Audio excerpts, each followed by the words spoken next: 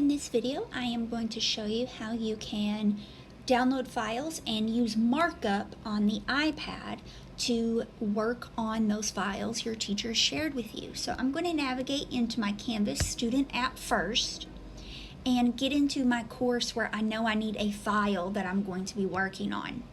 Remember, our lessons are always found in modules. And I'm going to open this page that says Markup for me, and then I'm going to just minimize this so I can see. So I'm going to tap on the file that they've given me a link to, and I'm going to get a nice PDF preview here. To download this file yourself, what you're going to do is come up to this top corner where you see this arrow pointing out of a box. And what I can do is say I want to save this to my files. We have done this previously, but you can select which one you want. You can come up here and rename this. So I'm going to say this is my markup example. And I do want it to save in my MVA files, so it's great. And I'm going to say save. And I'm done with that. So I'm going to click on my home button, and I'm going to navigate into my files icon. Inside of here, you're going to notice I have this marker with a circle tool. This is your markup option.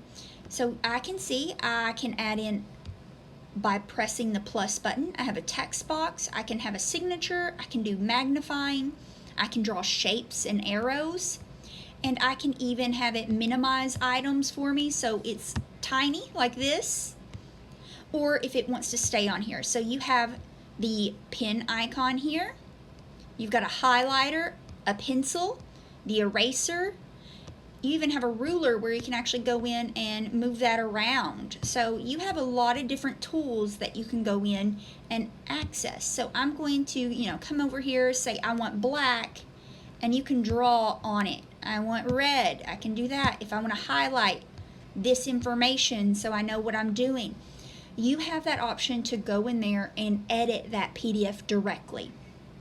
Again, if you want to type instead of draw, you have your text box here. You can tap on the A and change what font it is. You can change how big you want it, if you want it aligned a certain way.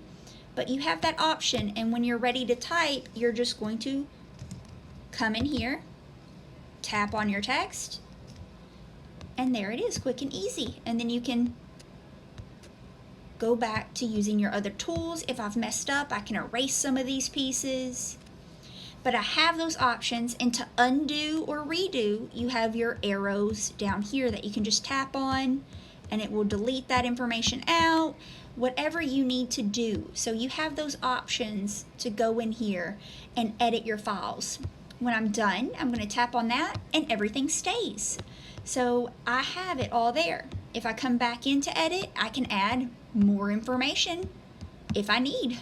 So I have all of these options built directly in to our files. And when I say done, and if I tap on that again, it's going to show all my work was saved.